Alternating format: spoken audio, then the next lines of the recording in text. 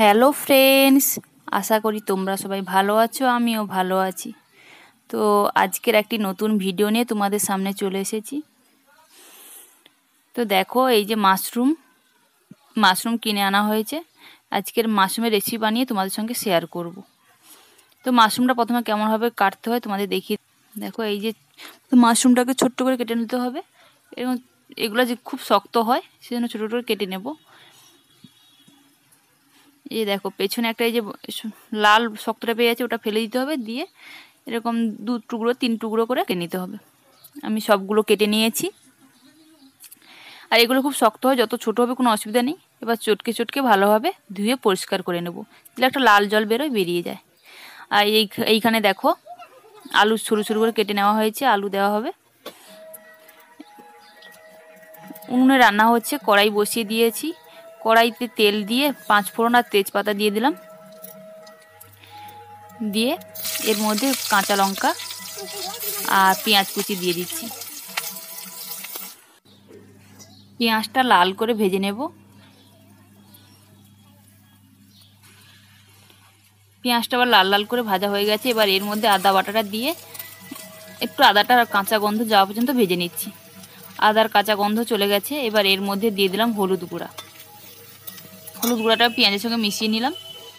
এবার এর মধ্যে একটু দেওয়া হবে লঙ্কা গুঁড়ো, বাটা ছিল বাটাটাই দিয়ে দিলাম। দিয়ে এর মধ্যে টমেটো দিয়ে এবার ভালোভাবে মশলার সঙ্গে মিশিয়ে নেব। এই মশলার উপরে এবারে ধুয়ে রাখা মাশরুমগুলো দিয়ে দিচ্ছি। মশলাটা ভালোভাবে কষানো হয়ে গেছে, দিয়ে মাশরুমগুলো দিয়ে দিলাম। মাশরুম দিয়ে মশলার সঙ্গে ভালোভাবে মিশিয়ে নিচ্ছি।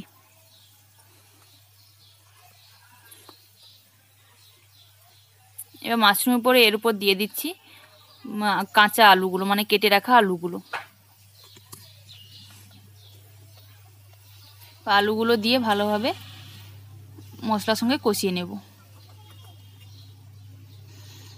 যেহেতু আগে লবণ দেওয়া হয়নি, সেজন্য এখন লবণ দিয়ে দিচ্ছি, পরিমাণ মতো লবণ দিয়ে এবার ঢাকনা দিয়ে ভালোভাবে রান্না করে নেব। তো এগুলো খুব শক্ত হয়, মাশরুম খুব একটা নরম হয় না, জীর্ণ হবে না, তো খেতেও খুব ভালো লাগে।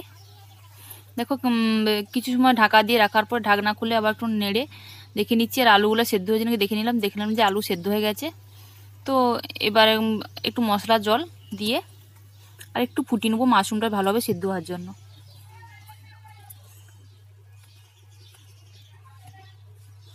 তো মশলার মধ্যে আছে জিরা আর একটু গরম মশলা বাটা, দিয়ে ভালোভাবে মিশিয়ে রান্না করে নেব। আর একটু জলের প্রয়োজন, সেজন্য আর একটু জল দিয়ে দেব। জল দিয়ে ভালোভাবে কষানো হয়ে গেছে, জুসটা শুকিয়ে গেছে। এবার একটা পাত্রের মধ্যে নিয়ে নিলাম। কেমন লাগলো ভিডিওটা অবশ্যই কমেন্ট করে জানাবেন। ভালো লাগলে লাইক করে পাশে থাকবেন।